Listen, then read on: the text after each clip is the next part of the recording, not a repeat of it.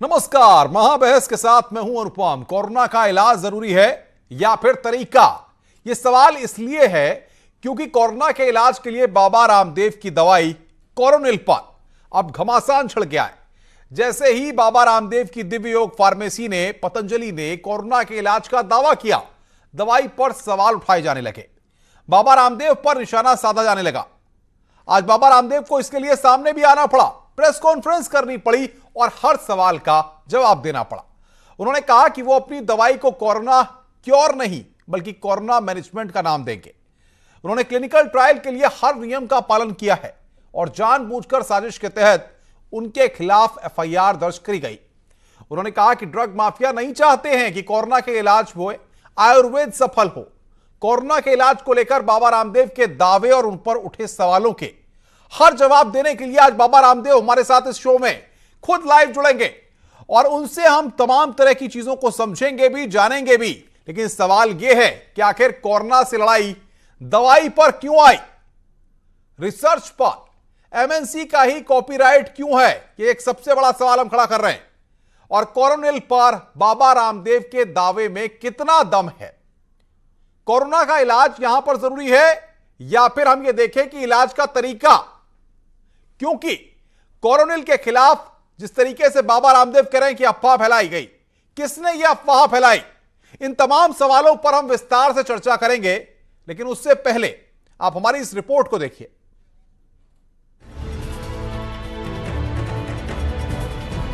Corona से लड़ाई अब दवाई पर आ गई है। बाबा रामदेव ने प्रेस कॉन्फ्रेंस कर पतंजलि की कोरोना की दवा कोरोनिल पर उठ रहे सवालों के जवाब दिए। बाबा ने कहा कि दवाई के क्लिनिकल ट्रायल में सभी नियमों का पालन किया गया है। आयुष मंत्रालय ने भी कहा है कि भाई पतंजलि ने जो 23 जून को कोरोना के संदर्भ में जो randomised placebo control double blind clinical trial किया। स्वामी रामदेव ने कहा कि वो अपने दवाई को कोरोना क्योर नहीं, कोरोना मैनेजमेंट नाम देंगे। मिनिस्ट्री ने कहा है कि आप क्योर शब्द का इस्तेमाल मत कीजिए, तो मैंने तो अभी पूरी प्रेस कॉन्फ्रेंस में क्योर शब्द का इस्तेमाल नहीं किया। मैंने कहा भाई कोविड मैनेजमेंट के लिए बोल लो। इतना ही नहीं, स्वामी रामदेव ने आरोप लगाया कि उनके खिलाफ साजिश हो रही है।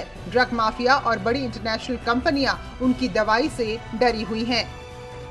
500 रुपए की एक गोली दे रहे हैं, 5000 रुपए का एक इंजेक्शन दे रहे हैं, उस पर किसी ने प्रश्न चिन्ह नहीं लगाया कि भाई आप इनिशियल ट्रायल करके लोगों को 500 रुपए ठग रहे हो लोगों से, इसलिए मैं ड्रग माफिया बोलता हूँ। पतंजलि ने 23 जून को कोरोनिल दवा लॉन्च की थी और दावा किया था कि ये दवा कोरोना वायरस का 100% इलाज कर सकती है। लेकिन विवाद के बाद स्वामी रामदेव सफाई के लिए सामने आए और कहा कि उनकी दवा से हजारों लोगों का इलाज हो रहा है और वो अनुसंधान को आगे ले जाएंगे। हरिद्वार से न्यूज़ 18 के लिए सुनील पाल की रिपोर्ट। तो कोरोना को लेकर के जिस तरीके से मामले लगातार बढ़ रहे हैं, उस बीच यहां पर दिव्य योग फार्मेसी ने जो प्रेस कॉन्फ्रेंस पहले की थी और उसके बाद आज जिस तरीके से बाबा रामदेव सामने आए, बाबा रामदेव हमारे साथ खुद जुड़ रहे हैं। डॉक्टर जीएन नौटियाल हमारे साथ जुड़ रहे हैं, MD Ayurveda. Doctor MS Kanwar स्वास्थ्य विशेषज्ञ हैं, वो हमारे साथ जुड़ रहे हैं। वाईएस रावत साहब को हमने खासतौर पर बुलाया, जो कि ड्रग कंट्रोलर है उत्तराखंड में, और पीसी चौधरी जो कि प्रोफेसर है आयुर्वेद कॉलेज लखनऊ में, वो हमारे साथ जुड़ रहे हैं। और बाबा रामदेव खासतौर पर हमारे साथ जुड़ रहे हैं आज तमाम सवालों के जवाब देने के लिए। बाबा रामदेव, सबसे पहले शुरुआत आपके साथ करेंगे। कोरोनिल को कोरोना के इलाज के तौर पर मंजूरी नहीं मिली, क्या आप इससे निराश हैं?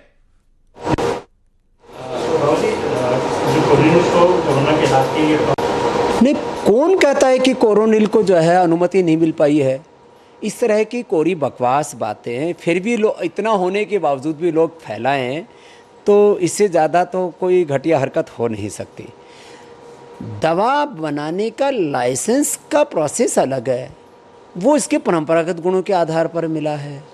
जहाँ तक कोरोना के ऊपर काम करने वाली बात है स्वासारी और कोरोनिल के, वो एक क्लिनिकल कंट्रोल ट्रायल के आधार पर बेस्ड है और उसके जो पैरामीटर्स हैं क्लिनिकल कंट्रोल ट्रायल के, वो कोई स्वामी रामदेव ने नहीं बनाए, मॉडर्न मेडिकल साइंस ने बनाए। उन प्रोटोकॉल को, उन पैरामीटर्स को फॉलो करते हुए हम एक क्लिनिकल कंट्रोल ट्रायल, वो भी जो है इसको ब्लाइंड कहते हैं, डबल ब्लाइंड, वो जो है प्लेसिबो के ग्रुप के साथ किया है।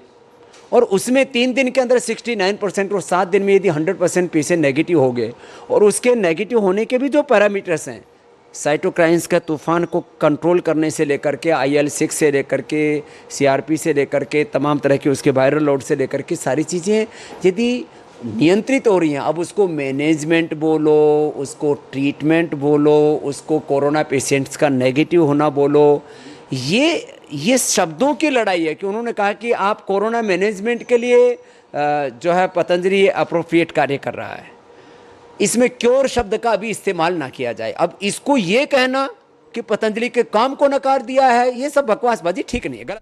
चलिए, मैं आपकी बात समझ रहा हूं, लेकिन आप कह रहे हैं कि सिर्फ कोट पैंट पहनने वाले ही रिसर्च कर सकते हैं। आखिर ये धारणा गलत है, आपका इशारा इससे किसकी तरफ है? ऐसा है, एक पूरा ड्रग माफिया है। अब पतंजलि ने ये कोरोना मैनेजमेंट बोलो, कोरोना ट्रीटमेंट बोलो, कोरोना पेशेंट जिससे नेगेटिव हो रहे हैं, सारे तथ्य सामने, ये दवाई बनाई है और उसके लिए एसिम्प्टोमेटिक, माइल्ड और मॉडरेट पेशेंटों के ऊपर पहला काम हुआ है। अभी मल्टी सेंटरेड, अभी दूसरे रिसर्च और होंगे, 3rd लेवल का, 4th लेवल का, 5th लेवल का भी रिसर्च होगा, उसके हम काम कर रहे हैं। हमने दवाई बनाई 535 रुपये में, पूरी किट उपलब्ध करवा दी। वो दवाई देते हैं 500 रुपये की एक गोली, 5000 रुपये का एक इंजेक्शन, उनको पेट में दर्द हो रहा है। दूसरा कि भाई ये आयुर्वेद ऐसे पूरा प्रतिष्ठित हो गया। मैंने तो कहा ना, ये तो कोरोना की बात नहीं है, इसके बाद अभी तो आगे हमने एनिमल ट्रायल का प्रोसेस पूरा कर लिया है। ब्लड प्रेशर के लिए मुक्तावटी, शुगर के लिए मधुनाशिनी, मधुकल्प, और इसी तरह से हेपेटाइटिस के लिए सारुकल्प, अर्थराइटिस के लिए पीड़ांतक और जो है अश्वशिला, माने कैंसर तक की बीमारियों के लिए हमने एनिमल ट्रायल तक के बहुत से प्रोसेस पूरे कर लिया। आने वाले 1 साल में 10 से ज़्यादा ऐसे हम आयुर्वेदिक ड्रग लेकर। बिल्कुल, लेकिन बाबा, सबसे बड़ी बात यह है कि क्या आप मानते हैं कि षड्यंत्र के तहत आपकी दवा के खिलाफ सवाल उठाए गए, ट्रायल पर संदेह जताया गया? स्वामी रामदेव पिछले 25 सालों से पूरा हिंदुस्तान जानता है, हर समय मेरे ऊपर एक टैग लगाया जाता है, मोस्ट कंट्रोवर्शियल स्वामी रामदेव। अरे भाई, मैंने किसकी भैंस खोल ली? क्या किसका गलत कर दिया? किसी की चोरी चकारी कर ली? कोई डाका डाल दिया? मैंने गलत काम क्या किया बताओ ना।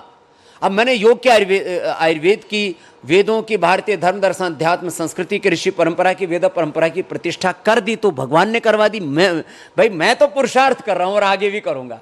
अब इसमें चाहे लोग जो बोले, जो बकवास करें। अब एक तरफ हम कह रहे हैं कि भारत को आत्मनिर्भर बनाना है, भारत में नए नए आविष्कार करने हैं, भारत को हमें बहुत ऊंचाई तक लेकर के जाना है, और वही काम स्वामी रामदेव करता है। तो एक आतंकवादी और देशद्रोही की तरह मेरे ऊपर सैकड़ों हजारों FIR दर्ज होती हैं। किस लिए? क्या गुनाह कर दिया भाई? क्या लोगों की सेवा करना गुनाह है? और यदि ये गुनाह है, नहीं, मैं आपकी बात को मान लेता हूं, लेकिन आयुष मंत्रालय ने ऐसा फैसला क्यों किया? क्या आप आयुष मंत्रालय के फैसले से निराश नहीं हुए? विवाद खत्म हो चुका है। अब इसमें स्वामी रामदेव और आयुष मंत्रालय को मुझे लगता है नहीं घसीटना चाहिए। जो सच था वो हमने बेपर्दा कर दिया है और आगे भी करते रहेंगे, ये कोई पहला काम नहीं। लेकिन रामदेव जी, आप लगातार कह रहे हैं कि ड्रग माफिया और मल्टीनेशनल जो है वो आपकी दवा को नहीं आने देना चाहते, ऐसा क्यों आपको लगता है? देखो, मैंने कहा जब मैं योग को लेकर के आया तो योग से लोगों का, बताओ, बिना दवा के अनुलोम विलोम, भ्रामरी, उद्गीत, शीतल शीतकारी से लोगों का BP, blood pressure, migraine, pain, depression, ये सब ठीक हो रहा था। कपाल भाती मंडूक आसन करके लोगों का, डायबिटीज़ के पेशेंट, नॉन डायबिटिक, मैंने ये सारा डेटा है मेरे पास। मैंने योग से लोगों को बिना दवाई के अच्छा किया, अब आयुर्वेद की दवाई से अच्छा कर रहा हूँ। लोगों को अच्छा जीवन जीने के लिए, अच्छा आहार विचार, वाणी व्यवहार, स्वभाव, संस्कारों के लिए संस्कारित कर रहा हूँ। अरे मैं गलत क्या कर रहा हूँ? फिर भी चारों तरफ कपड़े फाड़ने में लोग लगे हुए। अब जिनकी चूल्हे हिल रही हैं, जिनके तंबू उखड़ रहे हैं, जिनके साम्राज्य हिल रहे हैं, वो जरूर मेरे से दुखी होंगे कि स्वामी रामदेव जो खुद तो व्यापार करता ही नहीं, हमको भी नहीं करने देता, इस लंगोटी धोती वाले को भगाओ। मैंने कहा कि मैं 50 साल तक अभी जड़े जमा करके बैठा हुआ हूँ, अभी तो बहुत अच्छे से तुम्हारी धुलाई और विदाई होगी। चलिए, आप बाकी से अपनी बातों को रख रहे हैं बाबा रामदेव, एक सवाल का जवाब दीजिए कि ट्रायल को लेकर इतने सवाल उठ रहे हैं, आपने ट्रायल की जानकारी क्या आयुष मंत्रालय को दी थी? ऐसा है, देखो, सारी अभी मंत्रालय को सारी रिपोर्ट, सारे अप्रूवल सौंप दिए हैं। पतंजलि ने कोई भी कानून के खिलाफ काम नहीं किया है। और मैं हमेशा कहता हूँ, मैं भगवान के विधान, देश के कानून और संविधान को मानने वाला एक देशभक्त नागरिक हूँ, और इसलिए मैं कभी भी लॉ को वायलेट नहीं करता था, न कर रहा हूँ, न करूँगा। नहीं तो फिर आप कोरोनिल को अब बाजार में अगर बेचेंगे तो दवा के तौर पर बेचेंगे या इम्यूनिटी बढ़ाने के तौर पर बेचेंगे? देखो, कोरोना एक नई बीमारी है पूरी दुनिया के लिए। जो पहले स्वासारी का कोरोनिल का रजिस्ट्रेशन हुआ है उसका एक अलग प्रोसेस है। रजिस्ट्रेशन जो है वो परंपरागत ज्ञान के आधार पर हुआ है और क्लिनिकल कंट्रोल ट्रायल आधुनिक विज्ञान के आधार पर हुआ है। दोनों को अलग अलग देखना चाहिए। तो जो रजिस्ट्रेशन है वो इम्यूनिटी बूस्टर के तौर पर है, लेकिन क्लिनिकल कंट्रोल ट्रायल से कोरोना के पेशेंट नेगेटिव हो गए, इसको क्या कहेंगे? अब इसको मैनेजमेंट बोलो, ट्रीटमेंट बोलो, नेगेटिव होना बोलो, मैं तो क्योर शब्द अभी भी नहीं बोल रहा हूँ। जिसको जो समझ में आए बोलो भाई, मेरा पीछा छोड़ो।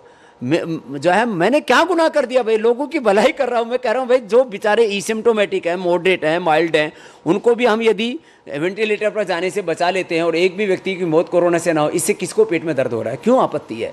एक बार उनके बारे में भी तो सोचो, उनके लिए भी तो थोड़ी हमदर्दी रखो।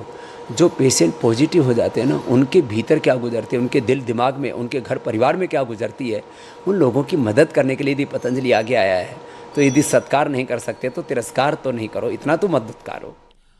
शुक्रिया रामदेव जी, न्यूज़ 18 के लिए वक्त निकालने के लिए और इस खास वक्त में हमारे साथ जुड़ने के लिए। इस चर्चा में बाबा रामदेव हमारे साथ जुड़े हुए थे, जिन्होंने अपने तमाम दावे, अपनी बातों को रखा। इसी पर हम चर्चा करेंगे। जीएन नौटियाल साहब हमारे साथ हैं, एमडी आयुर्वेद के।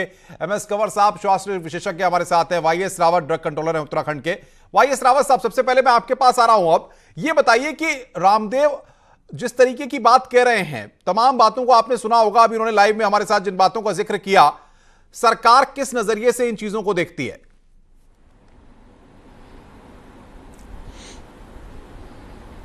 सरकार की तरफ से स्टेट लाइसेंसिंग अथॉरिटी द्वारा ड्रग रूल के अनुसार शेड्यूल ए में जो बुक्स दी जाती है, उसके हिसाब से इन्होंने जो स्वास्थ्य क्लासिकल मेडिसिन के लिए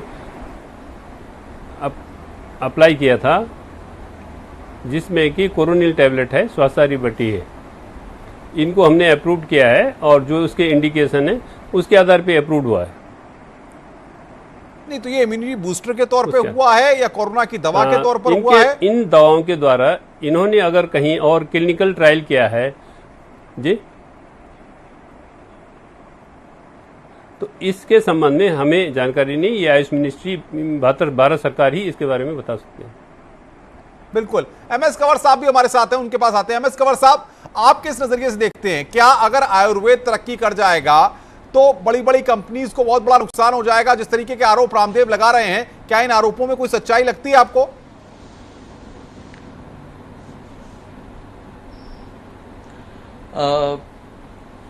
सवाल ये नहीं है। मैं सोचता हूं कि सवाल ये है कि जो ट्रायल जिसके बेसिस पे अप्रूवल्स होती हैं वो किस स्ट्रेंथ का ट्रायल था। और अगर आप कहते हो कि double blind randomise control placebo control trial है, जो कि गोल्ड स्टैंडर्ड होता है हमारी मेडिसिन में और जिसको बहुत ज्यादा इंपॉर्टेंस दी जाती है, और उसको कंडक्ट करने के लिए बड़ी अप्रूवल्स लेनी पड़ती हैं, कमेटीज बैठती हैं, और फिर जाके उसमें यह भी होता है कि कोई फार्मा इन्फ्लुएंस ना हो, डिस्क्लेमर्स देने पड़ते हैं कि हम we are not being influenced by any pharma company, ताकि उनको हम अनड्यूली फेवर करने की कोशिश तो नहीं कर रहे।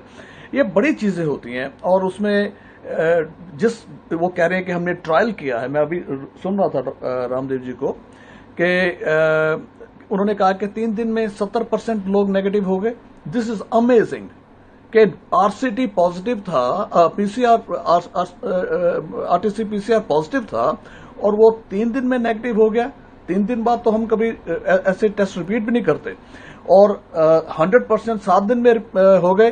This looks amazing. I mean this would be out of the world. ये दुनिया में पब्लिश होनी चाहिए। लेकिन जो भी स्टडी होती है, खासकर इस लेवल की जो कि गोल्ड स्टैंडर्ड मानी जाती है, उसमें बहुत चीजें अहम होती है। नंबर 1, सैंपल साइज कितना बड़ा नंबर था और आपने उसकी सिलेक्शन पेशेंट की कैसे की, आपकी मेथोडोलॉजी क्या थी, क्योंकि the devil lies in the detail. हम कहते हैं जी हमारे मेथड्स ये है, लेकिन उसके जो डिटेल्स होते हैं इतने बिल्कुल कंवर साहब, बहुत महत्वपूर्ण बात आपने कही है, इस पर मैं भी चर्चा के केंद्र बिंदु में इस बात को लाऊंगा। नौटियाल साहब से एक रिएक्शन छोटा सा ले लें। नौटियाल साहब, आयुर्वेद को क्या उस तरीके से नहीं समझा जाता, देखा जाता जिस तरीके से देखा जाना चाहिए? बाबा रामदेव इस तरह की बात भी कह रहे हैं कि एमएनसी को ही रिसर्च का अधिकार है और बाकी कोई रिसर्च करे तो उसका कोई मतलब ही नहीं है।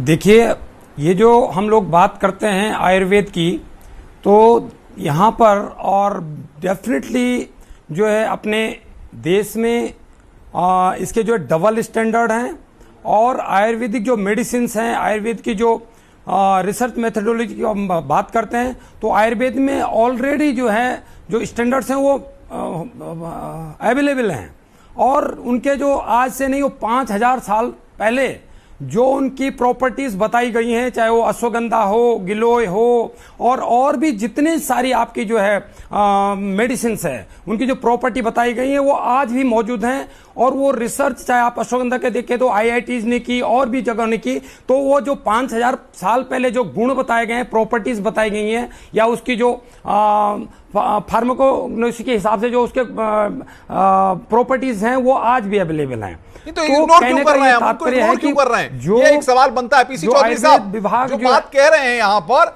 अगर ऐसा सब कुछ है तो इसको इग्नोर क्यों किया जा रहा है? बाबा रामदेव के दावों में दम है अगर, तो उसको स्वीकार करें, नहीं है तो बताएं।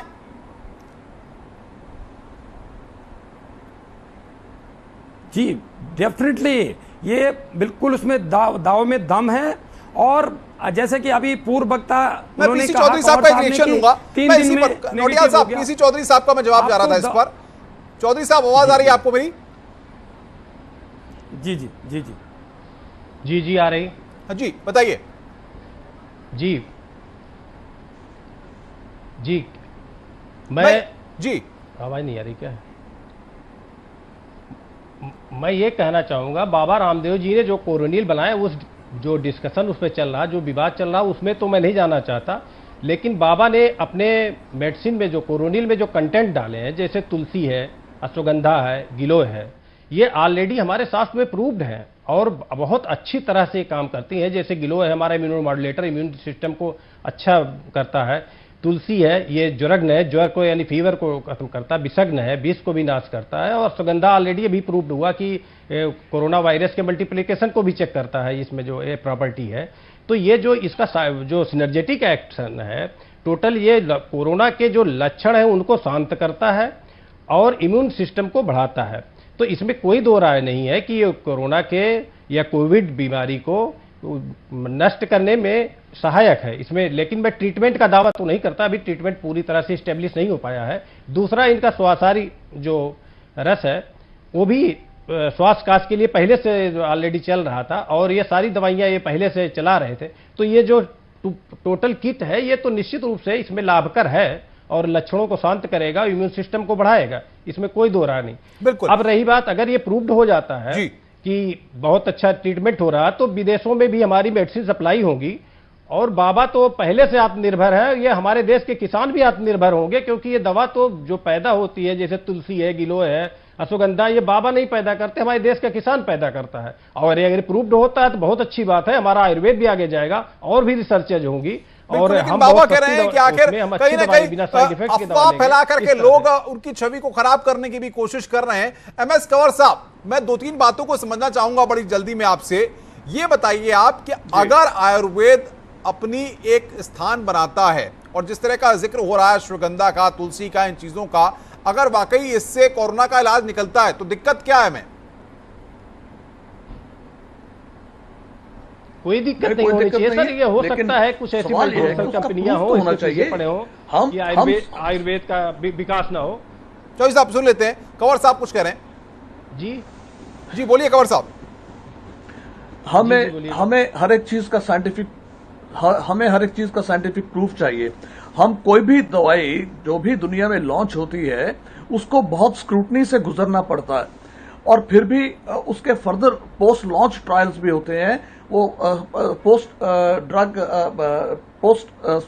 लॉन्च। लेकिन वो तो कह रहे हैं कि ड्रग माफिया, तमाम ऐसे माफिया हैं जो बेनकाब हो जाएंगे, जो चाहते ही नहीं है कि बाबा रामदेव की दवाई बाजार में आए।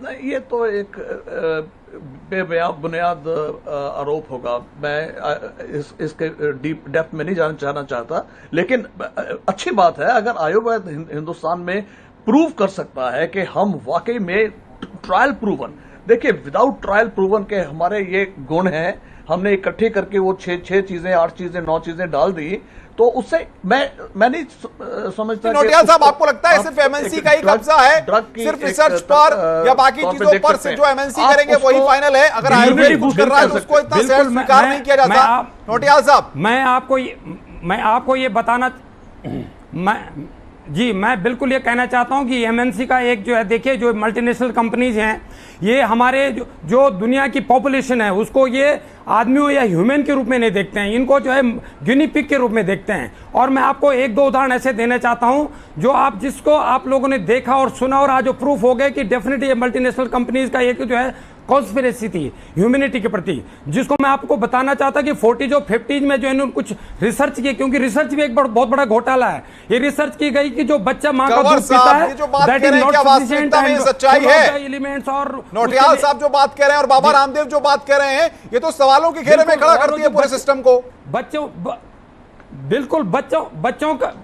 बच्चों की जो दूध की बात थी, उनको कहा गया कि डब्बा बंद दूध उनके लिए अच्छा रहेगा, और इन्होंने मिलियंस ऑफ डॉलर का कारोबार किया 3-4 दशक तक। And thank you to WHO, उन्होंने बाद में उसको जो है बैन किया कि डब्बे का दूध ठीक नहीं है। तो ये जानबूझ के ऐसा ही ऐसी आपको रिफाइंड की लॉबी आप समझिए, जिन्होंने पूरा जो है $1 मिलियन का कारोबार किया और आज बोल दिया कि सरसों का तेल सबसे अच्छा है हार्ट के लिए, पूरी दुनिया में रिसर्च हो चुकी है। तो ये लॉबी है जो हमेशा एक पैसे काम करने के लिए होते हैं। और मैं रिएक्शन ले लूं, एमएस कवर का मैं रिएक्शन ले लूं। एमएस कवर क्या कहेंगे नौटियाल साहब की बात पर? आप नौटियाल साहब की बात पर क्या कहेंगे एमएस कवर?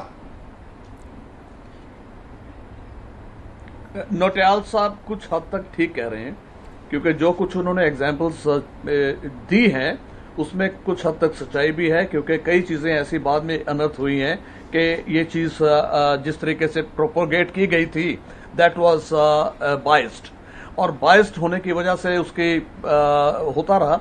लेकिन दैट इज देयर। लेकिन फार्मा कंपनीज में भी ये घोटाले हैं, ये चीजें सबको मालूम है। लेकिन मैं सिंपल बात कर रहा हूं, अगर आप ड्रग लॉन्च सवाल यहाँ पर ये, अगर इस तरह के घोटाले हैं, एमएनसी को ये सारी चीजें हैं, तो फिर आयुर्वेद को पहचान क्यों मिलेगी? ये भी तो एक सबसे बड़ा सवाल है।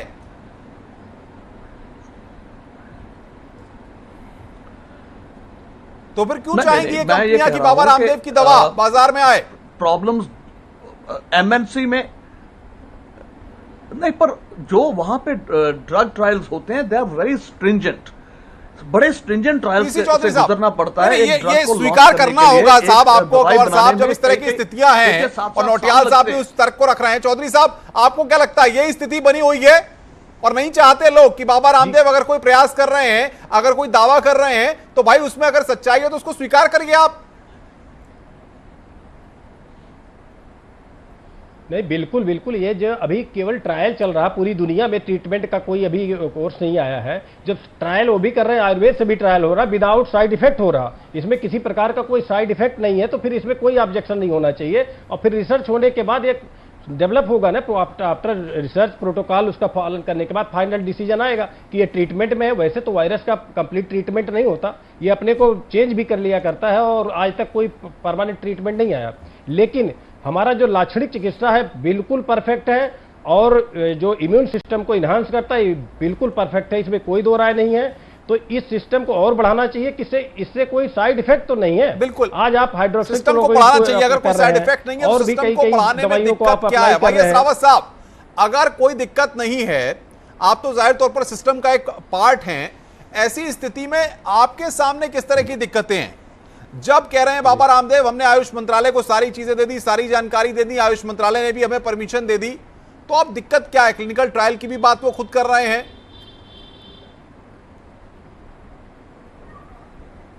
जो आयुष सिस्टम की जो मेडिसिन का क्लिनिकल ट्रायल है जी, उसके लिए एक प्रॉपर सिस्टम हमारी गवर्नमेंट को मेंटेन करना पड़ेगा।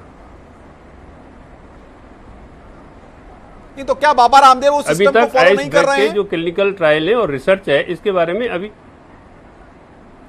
उस सिस्टम को फॉलो करने के लिए सेंट्रल गवर्नमेंट ने उनको कहा है और वो फॉलो कर रहे हैं। नहीं तो आपको क्या नहीं लगता कि बाबा रामदेव ने जिस तरह से कोरोनिल बनाई है, इससे कोरोना के इलाज में किसी तरह से लोगों को फायदा होगा? सरकार को, उत्तराखंड की सरकार को भी कोशिश करनी चाहिए कि आखिर कोरोनिल को लेकर के सपोर्ट करें, या बाबा रामदेव के दावों में अगर दम है तो उसके साथ खड़े नजर आए? देखिए, कोरोनिल जो टैबलेट हमने अप्रूव की है जी। उसको इन्होंने उस कोरोना के पेशेंट पे ट्रीट वो किया, क्लिनिक मतलब ट्रायल किया है।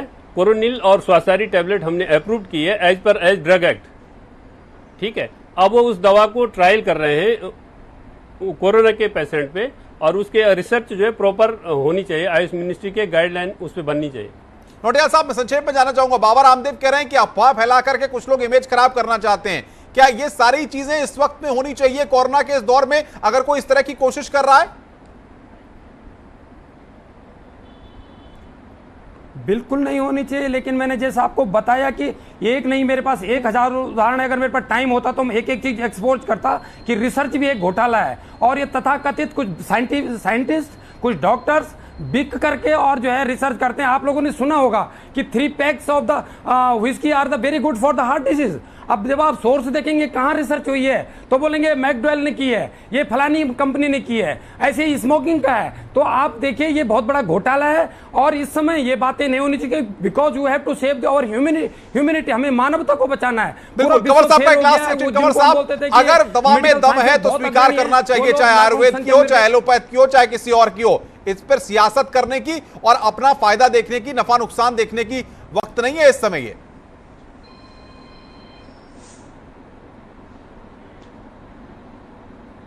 Sorry, the question is to me. जी जी कंवर साहब। हेलो, या आपसे ही सवाल है मेरा।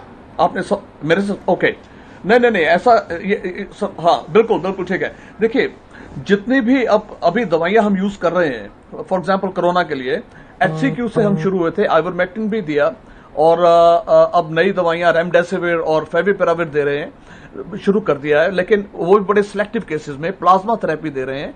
लेकिन ये सारे बड़े स्ट्रिंजेंट ट्रायल्स के से गुजर के हुआ है, और ये ट्रायल चल रहे थे एक बाबा रामदेव तो खुद कह रहे हैं कि हम उस प्रोसेस को फॉलो कर रहे हैं, कंट्रीज में ये ट्रायल चल रहे थे। नहीं, वो मैंने शुरुआत में कहा था कि जो भी ट्रायल्स होते हैं, जो double blind placebo RCT trials होते हैं, उसमें मेथोडोलॉजी। चलिए, बहुत बहुत शुक्रिया आप सबका, बहुत बहुत शुक्रिया हमारे साथ जुड़ने के लिए। सवाल यहां पर ये, जब कोरोना के आंकड़े बढ़ रहे हैं, अगर कोई कोशिश हो रही है, प्रयास हो रही है, तो उसको साथ देना चाहिए, सपोर्ट देना चाहिए, या इस तरह से रिसर्च पर ही सवाल खड़े कर देने चाहिए? महाबहस में बस इतना ही। आगे देखिए प्रीति के साथ।